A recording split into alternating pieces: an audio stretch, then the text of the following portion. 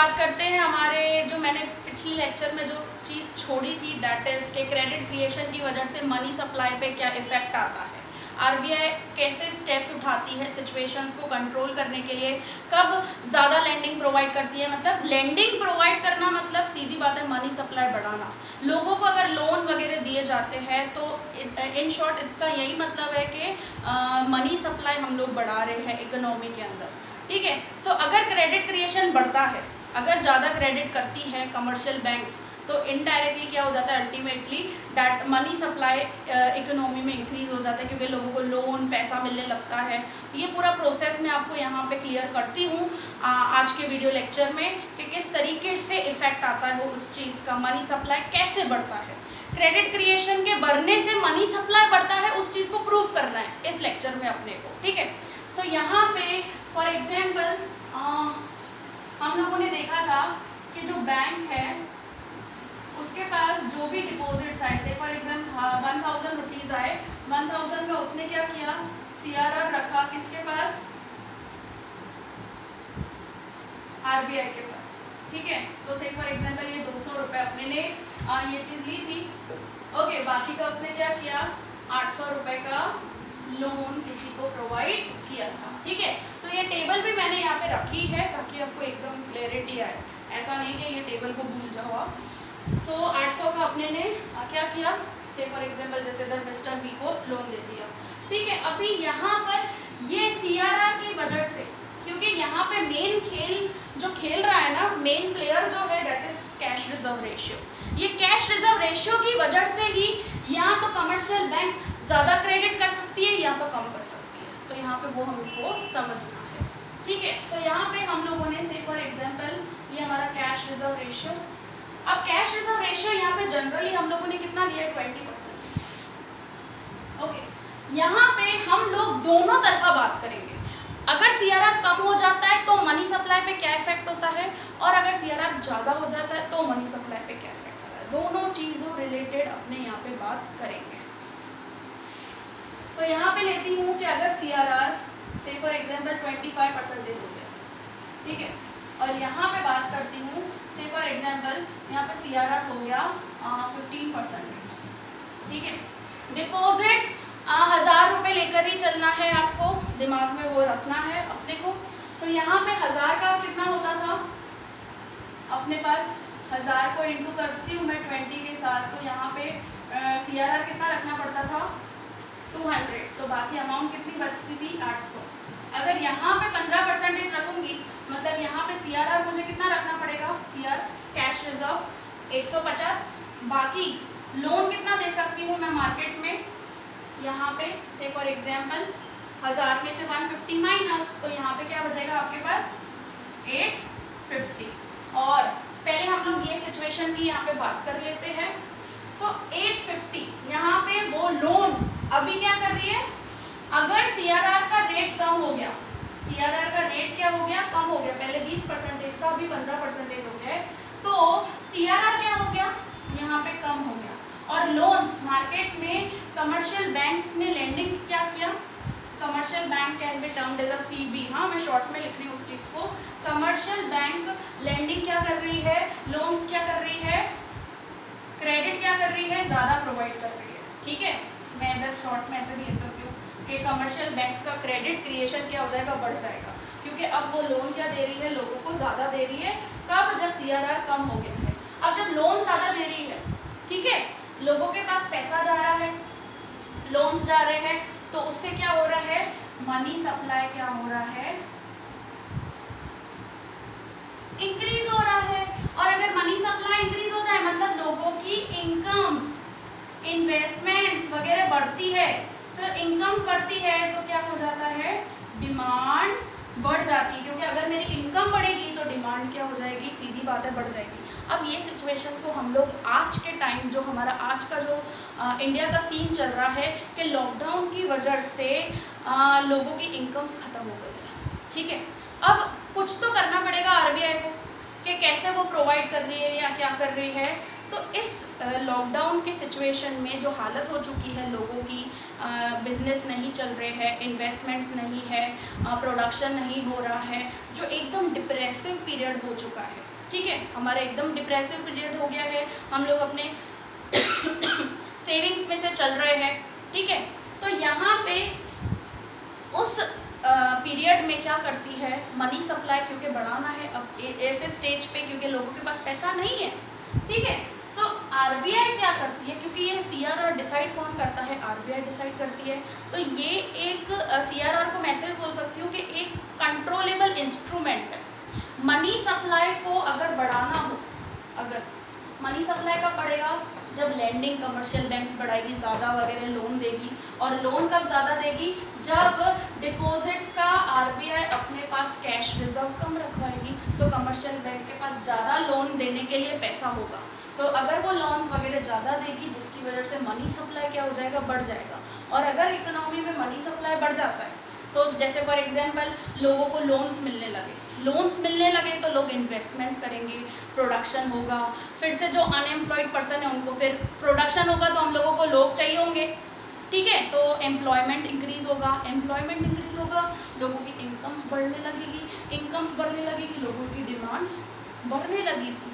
तो ऐसा step RBI कब उठाती है, so in the period of depressive. आप ये पीरियड को महसूस कर सकते हो, इमेजिन कर सकते हो, एक्सपीरियंस कर सकते हो, बिकॉज आप सभी ने लॉकडाउन को इमेजिन किया है, लॉकडाउन को एक्सपीरियंस किया है, ठीक है। So in the period of, क्या बोल रही हूँ मैं, इन द पीरियड ऑफ डिप्रेशन, जब एकदम मार्केट डाउन हो जाता है, प्रोडक्शन कम हो जाता है, लोगों के पास पैसा नहीं होता है, ऐसे पीरियड में मनी सप्लाई बढ़ाने के लिए आरबीआई क्या करती है, सीआरआर को कम कर देती है। आरबीआई क्या करती है, सीआरआर को कम कर देती है, जिसकी वजह से क्रेडिट क्रिएशन क्या हो जाता है, बढ़ जाता है, क्योंकि 800 की जगह पे अब वो लोन कितना प्रोवाइड कर सकेगी, 850 का, ठीक है। So that is about decreasing of CRR, ठीक है। सेम हम लोग रिवर्स बात करें, अगर सीआरआर को बढ़ा दिया जाता है तो ऐसा कौन सा टाइम पीरियड है कि सीआरआर को बढ़ाया जाए, जैसे कौन सी सिचुएशन। सो अगर सीआरआर को बढ़ा देते हैं तो सीआर अपने को कितना रखना पड़ेगा, कैश रिजर्व 250 रुपये, ठीक है। बाकी लोन कितना दे सकती है कमर्शियल बैंक, 750 रुपये का लोन देगी, 750 का लोन प्रोवाइड करेगी, सीधी बात है, 250 वो रख रही है।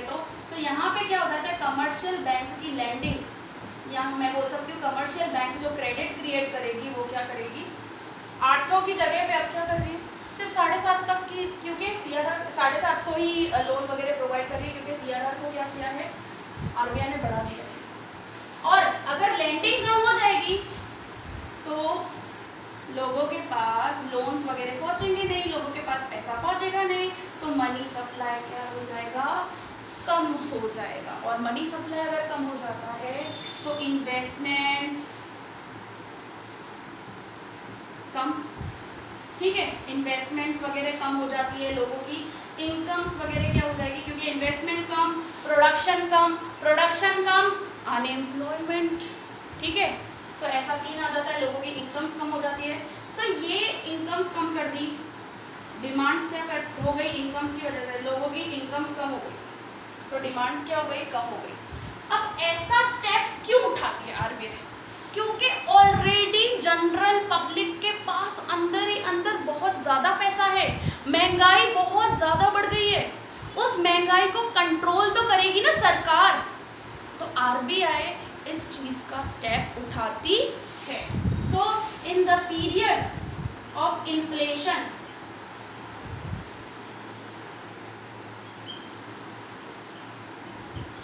इन्फ्लेशन पीरियड में क्या करती है, क्योंकि ऑलरेडी मार्केट में बहुत ज़्यादा पैसा है, तो मार्केट से पैसा कम तो करना है ना, बहुत ज़्यादा ओवर सप्लाई हो जाता है तो भी लोचा होता है, तो भी प्रॉब्लम आती है, और अगर अंडर सप्लाई होता है, लोगों के ख़त्म हो जाती है इनकम्स वगैरह, तो भी इशू आती है। तो आप ये चीज़ तो एक्सपीरियंस की है आप लोगों ने, ये वाले साइड की, आपके लॉकडाउन की, आपके पापा वगैरह का बिजनेस आप लोगों ने देखा है 3 महीने तक कुछ भी नहीं, नो बिजनेस। सो ऐसे सर्कमस्टेंसेस में CRR को क्या किया जाता है, इस साइड कम किया जाता है। लेकिन अगर मैं रिवर्स सिचुएशन लूँ कि महंगाई इतनी बढ़ी हुई है, लोगों की इनकम बढ़ती जा रही है, तो वो उन इनकम्स को कंट्रोल भी तो करना है। महंगाई बढ़ती जाएगी ऐसा तो नहीं कर सकते ना अपने। यहाँ पर इन्फ्लेशन को भी कंट्रोल, प्राइस राइज बढ़ते जा रहे हैं, इससे क्या होगा, लग्जरियस आइटम्स का प्रोडक्शन बढ़ता जाएगा, लोग और रिचर होते जाएंगे और पुअरर होते जाएंगे। सो ऐसे सिचुएशन में RBI स्टेप उठाता है, कंट्रोल करने की, मनी सप्लाई को कम करने की कोशिश करता है। और मनी सप्लाई कब वो कंट्रोल कर सकता है, कब वो कम कर सकता है, जब वो CRR को क्या कर देगा, बढ़ा देगा। जब CRR बढ़ जाता है, CRR को बढ़ा देता है, तो अल्टीमेटली मनी सप्लाई पे उसका रिफ्लेक्शन आता ही है और मनी सप्लाई कम हो जाता है। तो जिसकी वजह से जो इतनी मार्केट में डिमांड्स हो गई है उसको कंट्रोल किया जाए, क्योंकि अल्टीमेटली सामने सप्लाई नहीं है और डिमांड बढ़ती जा रही है, तो कंट्रोल तो करना पड़ेगा भाई। क्योंकि अगर डिमांड और बढ़ती जा रही है और सप्लाई सामने हो नहीं रही है, तो क्या होगा, प्राइस राइज ही होना है, इन्फ्लेशन ही होना है इकोनॉमी में, तो उस चीज़ को कंट्रोल तो करना पड़ेगा अपने को। सो RBI CRR को क्या कर देती है, बढ़ा देती है, जिसकी वजह से मनी सप्लाई क्या हो जाता है, कम हो जाता है। ठीक है, सो आई थिंक ये सीन आपको क्लियर होगा। और आपके बुक में पेज नंबर 37 पे इसी चीज़ को बहुत छोटे से पैराग्राफ में बताया हुआ है। देखो मैं ये रीड करती हूँ 37 पेज पे। क्रेडिट क्रिएशन आपका जो टॉपिक है, आज हम लोग इसको फुल्ली फाइनली कंप्लीट कर देते हैं। और ये 5 मार्क्स का आप सोच सकते हो कि हम लोग कितना सारा आंसर लिख सकते हैं इसके अंदर। सो 5 मार्क्स का पूछा जा सकता है। Okay, so bank undertake the activity of credit creation to ensure that the supply of money in the economy fulfils the demand for the money. Ultimately जो बैंक्स एक्टिविटी करती है क्रेडिट क्रिएशन का, वो इसी वजह से करती है कि मनी सप्लाई को अकॉर्डिंग टू डिमांड, मार्केट में जितनी डिमांड है उसके अकॉर्डिंग ही सप्लाई करे मनी का। ठीक है, सो दोनों में इक्विलिब्रियम होना चाहिए ना, डिमांड ज़्यादा सप्लाई कम, ऐसा तो प्रॉब्लम ही आने वाला है। ठीक है, सो अगर जैसे फॉर एग्जांपल यहाँ पे डिमांड बहुत ज़्यादा हो गई थी, तो डिमांड को कम करना पड़ेगा। कम करने के लिए अपने को CRR को क्या करना पड़ेगा, ज़्यादा करना पड़ेगा। ठीक है, so bank creates money for existing stock of money. तो बैंक क्या करती है, अपने स्टॉक में से अपने जो डिपॉजिट्स आए हैं यहाँ पे से फॉर एग्जांपल 1000 रुपये, उसमें से वो क्या कर रही है, क्रिएट कर रही है supply, thereby add to the supply of money in the economy. क्योंकि अल्टीमेटली ये जो 800 रुपये लोन प्रोवाइड कर रही है, तो इससे क्या हो रहा है, सप्लाई ऑफ मनी हो रहा है ना। सप्लाई ऑफ मनी बोलो या मनी सप्लाई बोलो, एक ही बात है। मैं MS भी बोल सकती हूँ शॉर्ट। ओके, सो यहाँ पे ध्यान से पढ़ना ये चीज़ को। When credit creation by bank increases, अगर क्रेडिट क्रिएशन बैंक का बढ़ जाता है, क्रेडिट क्रिएशन मतलब कमर्शियल बैंक्स का क्रेडिट बढ़ जाता है, ठीक है, supply of money increases, supply of money क्या हो जाता है, बढ़ जाता है। Same as it is when credit creation decreases, अगर कमर्शियल बैंक मार्केट में कम लेंडिंग करती है, तो सप्लाई ऑफ मनी क्या हो जाता है, रिड्यूसेस। अब क्लियर हुई स्टेटमेंट? यस। सो यहाँ पे आपको एग्जाम्पल के थ्रू ही बताया है पूरा का पूरा, जो हम लोगों ने पहले लेक्चर में देखा था। When a bank lends money from primary deposits, lends मतलब पैसा जो देती है वो as a loan from primary deposits, ये प्राइमरी डिपॉजिट्स में से, so the borrower has to open an account with the same bank और another branch in order to deposit the cheque of a loan. When the cheque is credited in a new account it becomes a derivative deposit. यहाँ पे क्या हुआ, एक जने ने account open करवाया, जो हम लोगों ने प्रीवियस एग्जाम्पल लिया था, है ना। तो वो उसने क्या किया था, अकाउंट ओपन करवाया, अकाउंट में इसने डिपॉजिट रखवाया, फिर हमने कैश रिजर्व साइड किया, फिर बाकी का 800, फिर ये इसने मिस्टर बी ने क्या किया, मिस्टर सी को पेमेंट किया। मिस्टर सी ने अल्टीमेटली किसी, मतलब यहाँ पे लिखा हुआ है आपको कि when the cheque is credited in the new account, तो मतलब यहाँ पे क्या हो गया, मिस्टर सी ने जो उसको चेक मिला था मिस्टर बी की तरफ से, वो उसने क्रेडिट करवाया बैंक में, और अल्टीमेटली ये क्या हो गए, नए डिपॉजिट्स हो गए हमारे, और it becomes the derived deposits. So from this derived deposit the bank can create still another loan. Bank ने 800 में से फिर से लोन क्रिएट किया ही ना, 160 साइड करके कैश रिजर्व, क्योंकि एज अ मिस्टर सी ने जो डिपॉजिट करवाया वो तो उसके लिए क्या हुआ, डिपॉजिट्स हो गया, क्योंकि इनिशियल प्राइमरी डिपॉजिट्स 1000 है, बाकी ये दूसरे एडिशनल अपने इसको सेकेंडरी डिपॉजिट्स या डिराइव डिपॉजिट्स भी बोल सकते हैं। सो ये 800 में से फिर से लोन दिया ही ना उसने, ध्यान से एक एक चीज को करना अच्छे से। So bank can create still another loan account for a third person, फिर से आंचल के लिए उसने लोन दिया उसको। So the third person loan becomes one more deposit. Anchal ने क्या किया, फिर से मशीनरी परचेज की करण से, और करण ने फिर से अमाउंट क्या किया, डिपॉजिट किया, क्योंकि आंचल ने उसको करण को क्या दिया, चेक दिया, क्योंकि हमारा अजम्पशन यही था all transaction are banking transaction. So one more deposit for the bank and thus bank can create a several deposits from a primary deposits. ये प्राइमरी डिपॉजिट्स में से कितनी बार उसने डिपॉजिट्स क्रिएट करवाए, देखो ये 800 लोन दिया, अल्टीमेटली फिर से बैंक के पास ही आया, फिर लोन दिया, फिर से उसने कुछ परचेज किया, फिर से वो बैंक के पास ही पैसा आया, तो सेवरल डिपॉजिट्स क्रिएट करती जाती है, ठीक है। So besides when the borrower withdraws loan amount from his or her account and spends it, there is a greater circulation supply of money in the economy. सीधी बात है, क्योंकि ये bank b sorry mister b अगर वो निकालेगा ही नहीं पैसा, ये लोन को यूज़ ही नहीं करेगा जैसे परचेज करने में, तो यहाँ पे डिपॉजिट्स आएंगे ही नहीं, सर्क्यूलेट ही नहीं होगा मनी। अगर वो इस 800 को यूटिलाइजेशन नहीं करेगा, उसको यूज़ नहीं करेगा, ठीक है, तो कंटिन्यूसली क्या हो रहा है, यहाँ पे प्रोसेसिंग हो रहा है और वो यूटिलाइज कर रहा है, तो और ज़्यादा सर्कुलेट हो रहा है। अगर फॉर एग्जांपल आंचल ये 640 का उसने जो लोन लिया, तो उसका कोई यूटिलाइजेशन नहीं कर रही है, तो भाई लोन क्यों लिया है उसने, सो उसको यूटिलाइजेशन करना है, और जितना वो यूटिलाइजेशन करेगी फिर से बैंक के पास नया डिपॉजिट आएगा, फिर से वो किसी और को लोन प्रोवाइड कर सकेगी, तो ये फ्लो कंटिन्यूस चलेगा, ओके। फिर आप आ जाओ नेक्स्ट पेज पे, 38 पेज पे, देखो no bank can lend the full amount of deposit. सीधी बात है, पूरी अमाउंट डिपॉजिट की पूरी अमाउंट, ये जो डिपॉजिट की अमाउंट है पूरी क्या लोन पे दी उसने, नहीं दी ना, क्योंकि उसको कैश रिजर्व रखना ही है आरबीआई के पास कुछ अमाउंट का। So from every deposit the bank has to keep aside some portion of money in the form of cash reserve which is known as a cash reserve ratio.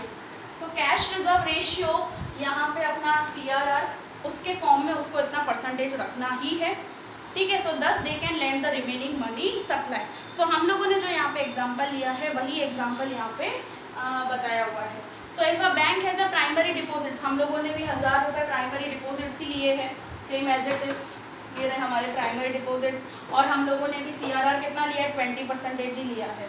और देखो यहाँ पे क्या लिखा हुआ है, in other words primary deposits of 1000 can create a money supply of 5000।